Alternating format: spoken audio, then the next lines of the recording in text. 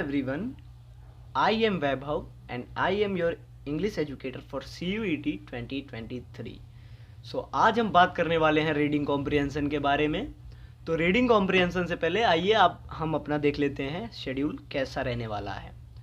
तो शेड्यूल कुछ ऐसा रहने वाला है कि रीडिंग कॉम्प्रिहेंशन की हम करेंगे 5 क्लासेस जो कि हमारी होगी 30 से 40 मिनट की। रीअरेंजिंग पार्ट्स की होगी 2 क्लासेस में हम इसको ख़त्म कर देंगे। और सिनोनिम्स की 2 क्लासेस 30 से 40 मिनट की। 30 से 40 मिनट ही ड्यूरेशन रहने वाला है क्लासेस का। उसके बारे में आप बिल्कुल चिंता ना करें। 30 से 40 मिनट में हम अच्छे से कवर कर लेंगे CUET का सिलेबस के अकॉर्डिंग, ठीक है। और फिर बात करते हैं एंटोनिम्स की 2 क्लासेस, क्लोज टेक्स्ट की 2 क्लासेस, वोकेबलरी की 2 क्लासेस। वोकेबलरी यही सिनोनिम्स एंटोनिम्स भी ही होगा, पर थोड़ा सा एक्सटेंड कर सकते हैं, उसमें कोई दिक्कत नहीं है। और मॉक टेस्ट का जितना भी टाइम होगा हमारे पास हम मॉक टेस्ट कर लेंगे। चलिए आइए देखते हैं। तो ये मुझे लगता है काफ़ी कुछ बता दिया हमने। तो सबसे पहले अपना PPT खोलते हैं और ये क्या कर रखा है इस पर, ये सब कुछ नहीं है। तो आइए बात करते हैं सीधे रीडिंग कॉम्प्रिहेंशन के बारे में, ठीक है।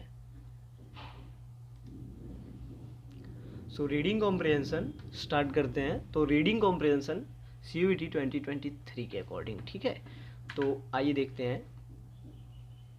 One day Gandhi ji and Vallabh bhai Patel were talking in Yerawada jail when Gandhi ji remarked at times even a dead snake can be of use.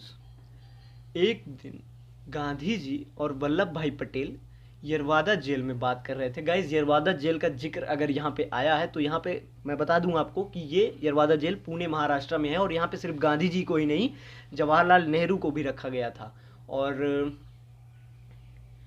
यरवादा jail की कैपेसिटी गाइज 3600 कैदियों की है, लेकिन 2021 या 19 के मुताबिक यहाँ पर 5600 या 5200 कैदियों को रखा गया था।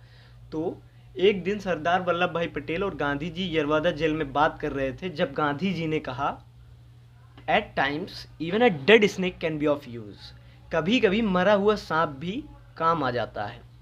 And he related the following story to illustrate his point. Guys जो यहाँ पे पॉइंट मेंशन करने का लिए है वो है इलस्ट्रेट। ये इलस्ट्रेट इसका मतलब होता है उदाहरण देकर समझाना।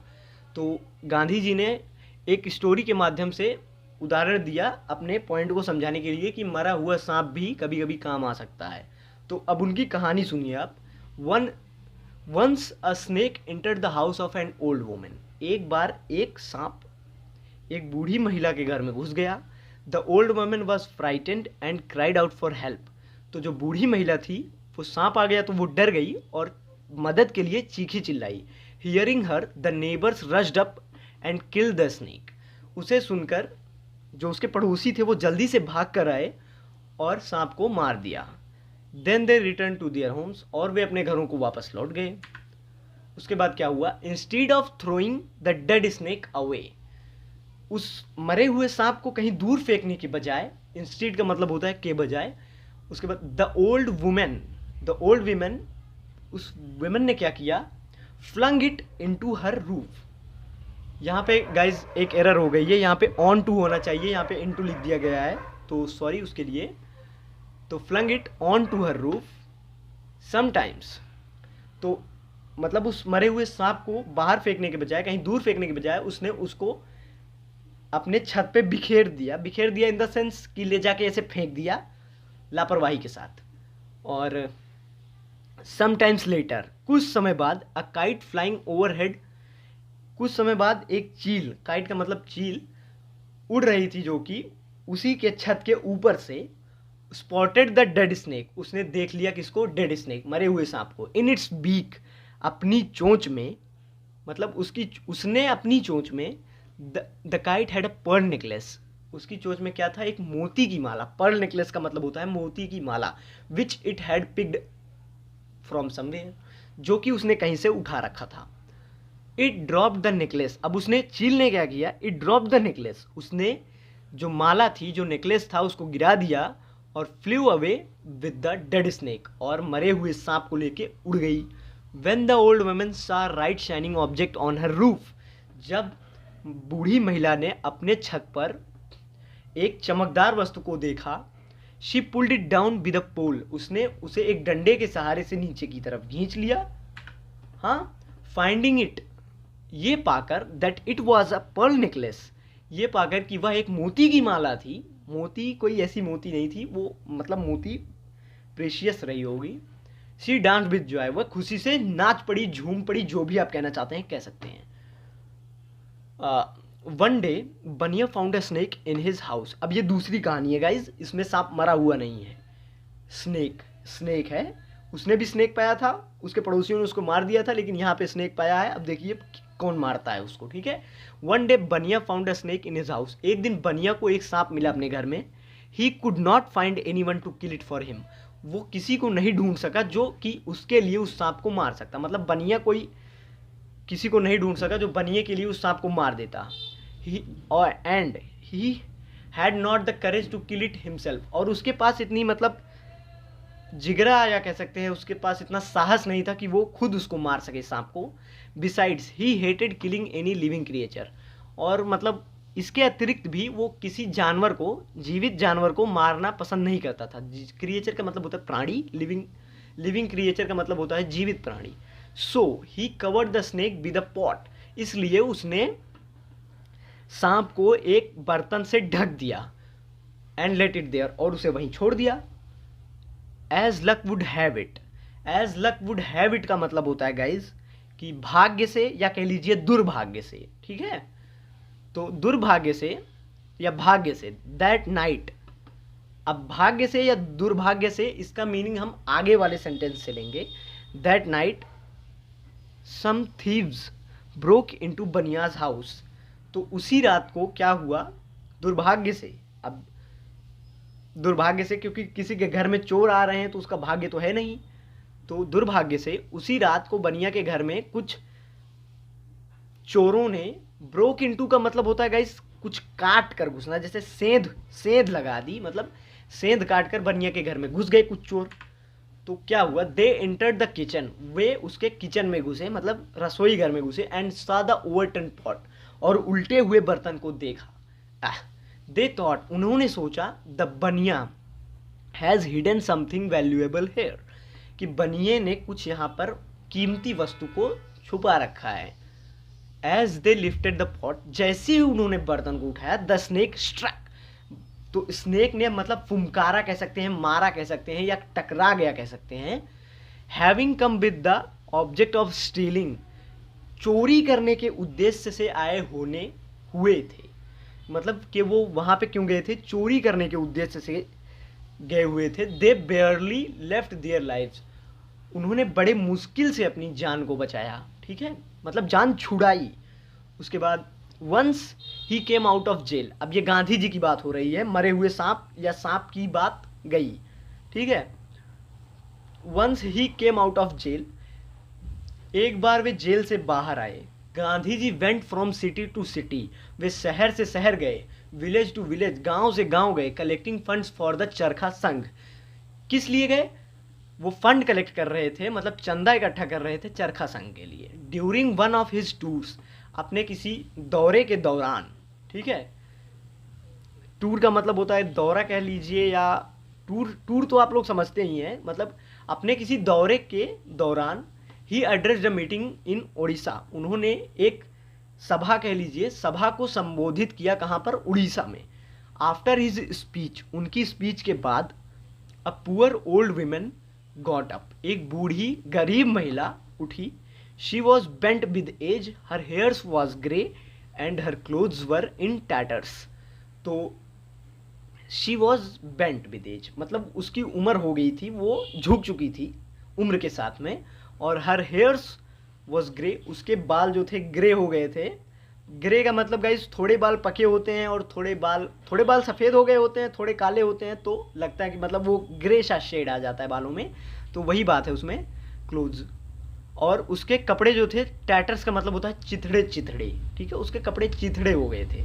द वॉलंटियर्स का मतलब होता है स्वयं सेवक, पर आप उसको गांधी जी के अनुयायी भी कह सकते हैं, मतलब फॉलोअर्स, ठीक है। तो the volunteers tried to stop her, तो स्वयं सेवकों ने उसे रोकने की कोशिश की, but she fought her way to the place where Gandhi ji was sitting. लेकिन उसने जैसे तैसे करके, फॉट हर वे मतलब इसका मतलब ये नहीं कि उसने युद्ध कर लिया, वो जैसे तैसे करके वहाँ तक पहुँची जहाँ पर गांधी जी बैठे हुए थे, ठीक है। I must see him, she insisted and going up Gandhi ji touched his feet. I must see him मतलब उस महिला क्या कह रही थी कि मैं उन्हें देखूंगी। सी इंसिस्टेड मतलब उसने जोर दिया, इंसिस्टेड का मतलब होता है जोर देना, और and going up to Gandhi ji, और गांधी जी के पास जाकर टच्ड हिज फीट मतलब उनके पैर छुए। Then from the folds of her sari, तो अपने साड़ी के पल्लू से, या कह लीजिए साड़ी में कोई उसने गांठ बांध रखी थी उसमें से, she brought out a copper coin, उसने एक तांबे का सिक्का निकाला, and placed it at Gandhi ji's feet.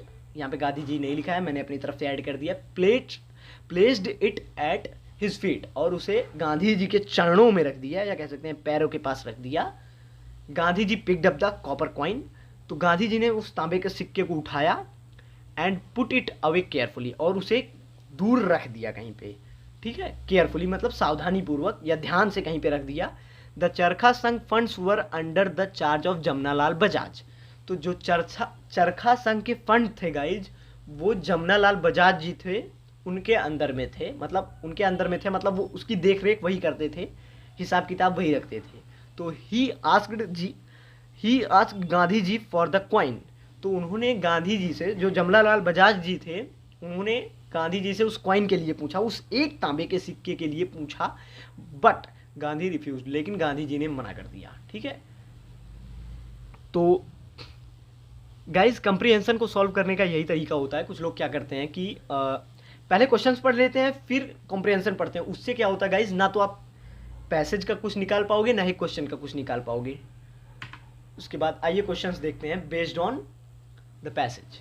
Who is talking to whom in the jail, jail में कौन किससे बात कर रहा है, इसके आंसर्स आपको खुद देने होंगे, कमेंट बॉक्स में आप कमेंट कर सकते हैं। जेल में कौन किससे बात कर रहा है, पहला ऑप्शन है हमारा गांधी जी एंड बा। गांधी जी, बा जो थी वो गांधी जी की पत्नी थी, ठीक है।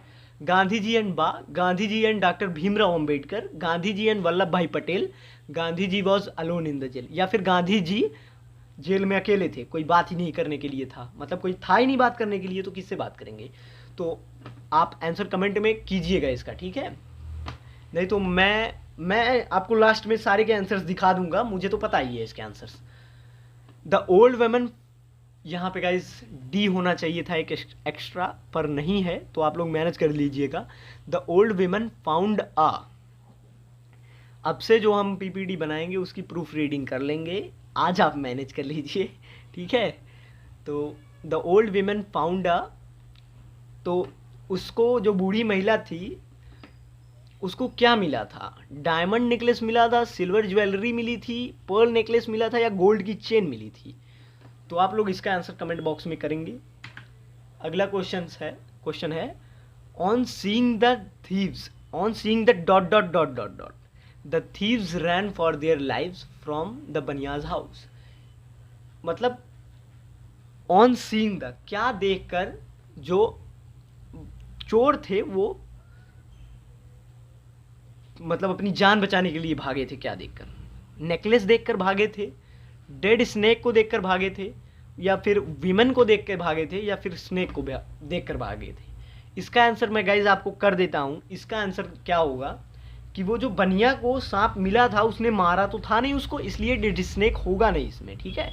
इसमें होगा स्नेक, वो चोर जो थे स्नेक को देखकर भागे थे। और Gandhi ji went to Odisha for, Gandhi ji Odisha किस लिए गए थे, अब मीटिंग के लिए गए थे, कलेक्टिंग फंड्स कलेक्ट करने गए थे। द ओल्ड विमेन, ये क्या ऑप्शन है, ये तो बकवास ऑप्शन है, ये कैसा ऑप्शन है,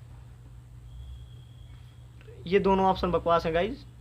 द ओल्ड विमेन, टीम से बात करनी पड़ेगी, टीम पता नहीं क्या कर रही है। द ओल्ड विमेन वॉलंटियर, ये दोनों ऑप्शंस बकवास हैं। आप इन्हीं दोनों ऑप्शंस में से, कभी कभी CUET में भी ऐसे ऑप्शंस दे देते हैं कि दो ऑप्शंस एकदम से इररिलेवेंट होते हैं, ठीक है। तो आप इसमें से, गांधी जी ओडिशा गए थे एक मीटिंग को एड्रेस करने के लिए, तो ऑप्शन पहला इसमें सही है। उसके बाद पांचवा एंड लास्ट क्वेश्चन है आज का हमारा।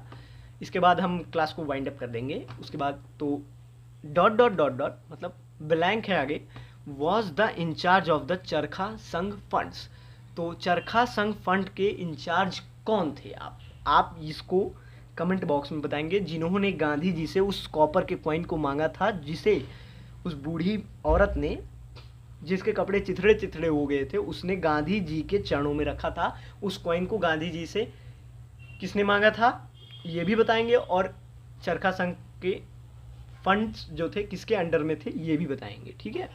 तो आंसर्स यहाँ पे दिए हुए हैं गाइज। तो दैट्स ऑल फॉर टुडे। तो अगर आप नए तो वैसे हमारा चैनल ही नया है, तो नए क्या होंगे गाइज। Thanks for watching. तो सब्सक्राइब करें हमारे चैनल को and support, like share and subscribe. So that's all for today. Thanks for watching. Okay guys.